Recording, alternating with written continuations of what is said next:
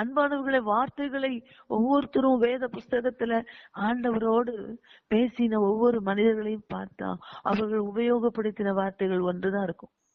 நிறைய காரியங்கள், அந்த அதை பண்ணுங்க, அப்படி பண்ணுங்க, இங்க போய் அதை பாருங்க, அவங்க எனக்கு விரோதமா பண்றாங்க, இவங்களை சந்திங்க, அவங்கள சந்திங்க அப்படிலாம் சொன்ன மாதிரி இருக்காது. ஒரே ஒரு வார்த்தை தான், ஒரு வார்த்தை சொல்லுங்க, அது போதும்.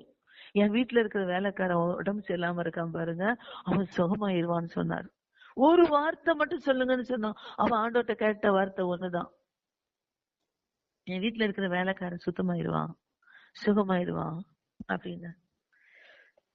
ஒரே ஒரு வார்த்தை சொன்னா போதும், நீங்க என் வீட்டுக்கு வர வேண்டாம்.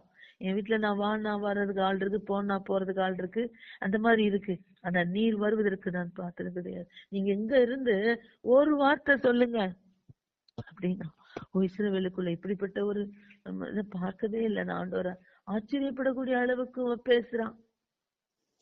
அல்லேலூயா. ஆச்சரியப்பட்டாராம் இயேசு கிறிஸ்து. லூக்கா எழுதின சுவிசேஷம் 7வது அதிகாரம் அல்ல 8வது 9வது வசனத்தை வாசிங்க. அதுல இருக்கு லூக்கா 7:9.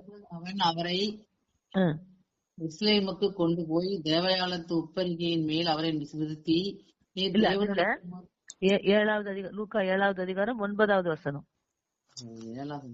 இயேசு இவைகளை கேட்டு அவனை குறித்து ஆச்சரியப்பட்டு திரும்பி தமக்கு பின் செல்லுகிற திரளான ஜனங்களை நோக்கி, இஸ்ரவேலருக்குள்ளும் நான் இப்படிப்பட்ட விசுவாசத்தை காணவில்லை என்று உங்களுக்கு சொல்லுகிறேன் என்றார். ஆச்சரியப்பட்டார வார்த்தை பாருங்களேன், ஆச்சரியப்பட்டாராம் அவர். இயேசு இவைகளை கேட்டு அவனை குறித்து ஆச்சரியப்பட்டு திரும்பி தமக்கு பின்னாக நிற்கிற திரளான ஜனங்களை பாக்குறார். நிறைய கூட்டம் நிக்குது அவருக்கு பின்னாடி. அந்த கூட்டத்தை அப்படி பாக்குறாரு. பார்த்துட்டு சொல்றாரு, இஸ்ரவேலருக்குள்ளும் நான் இப்படிப்பட்ட விசுவாசத்தை காணவில்லை என்று உங்களுக்கு சொல்லுகிறேன்.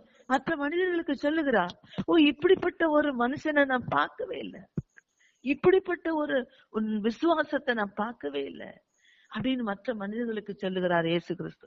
இயேசுவையே ஆச்சரியப்படக்கூடிய அளவுக்கு அவனுடைய வார்த்தை இருந்திருக்கு.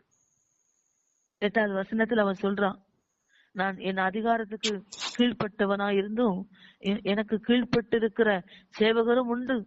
நான் ஒருவனை போனா போகிறான், மற்றொருவனை வானா வருகிறான், என் வேலைக்காரன் இதை செய் என்றால் செய்கிறான் என்று நான் சொன்னதாக சொல்லுங்கள் எனக்கு சொல்லி அனுப்பினாரு. ஆனா அப்படிப்பட்ட ஒரு சூழ்நிலையில இருக்கிறோம் அப்படின்னு சொல்லி இவன் சொன்னா ஒன்னே ஒண்ணுதான், நீங்க எங்க இருந்து ஒரு வார்த்தை மட்டும் சொல்லுங்க, ஒரு வார்த்தை மட்டும் சொல்லுங்க. 6வது அதிகாரம் 7:7 இருக்கு, நான் இடத்துல வரவும் என்னை பார்த்தனாக என்னவில்லை, ஒரு வார்த்தை மாத்திரம் சொல்லுங்க, ஒரே ஒரு வார்த்தை மட்டும் சொல்லுங்க, அப்பொழுது என் வேலைக்காரன் சொஸ்தமாவான். பாருங்க, ஒரு வார்த்தை தான் இயேசு கிட்ட கேக்குறாரு. இவனும் ஒரே வார்த்தை தான் சொல்றான், நீங்க ஒரே வார்த்தை சொல்லுங்க ஆண்டவரே அப்படின்றான்.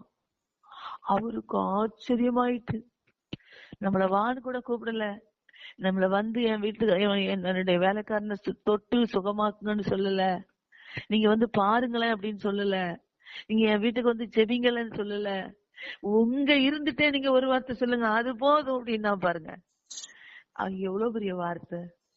ஐயோ, அது ஆண்டவர் ஆச்சரியப்பட வச்சுட்டு நம்ம இந்த பகுதியெல்லாம் வாசிக்கும் போது நமக்கு அப்படி என்னைக்காவது ஆச்சரியப்பட வச்சிருக்கு அப்படின்னு சொல்லி யோசிக்கிறோமா? அதனாலதான் ஆண்டவர் சொல்றாரு, நீ உண்மை எதுவோ ஒழுக்கம் எதுவோ அதை குறித்து சிந்தித்து கொண்டிரு, உன் சிந்தனைகளை மாற்று. அப்படி மாற்றும் போது இவைகள்லாம் கண்ணுக்கு தெரியும், புலப்படும். அப்படி சிந்தனைகளை மாற்றும் போது ஆண்டவர்கிட்ட எப்படி பேசணும்ன்ற தெளிவு வரும். கர்த்தர் சமூகத்துல எப்படி நம்ம பேசணும், எப்படி ஆராதிக்கணும்ன்ற தெளிவு நமக்கு வரும். அன்பானவர்களை அவர் சொல்றாரு, நீ ஆச்சரியப்பட்டு திரும்பி பாக்காரு, மற்ற ஜனங்களை பார்த்துட்டு பொருளான ஜனங்களை பாக்குற, இஸ்ரவேலுக்குள்ள இப்படி ஒரு மனுஷனை நான் பார்த்ததே இல்லை அப்படின்னு மற்றவங்களுக்கு பேசுற. நிறைய கூட்டம் நிக்குது, ஒரே வார்த்தை தான், ஒரே வார்த்தை தான், நீ எனக்கு சொன்னா போதும்னாரு.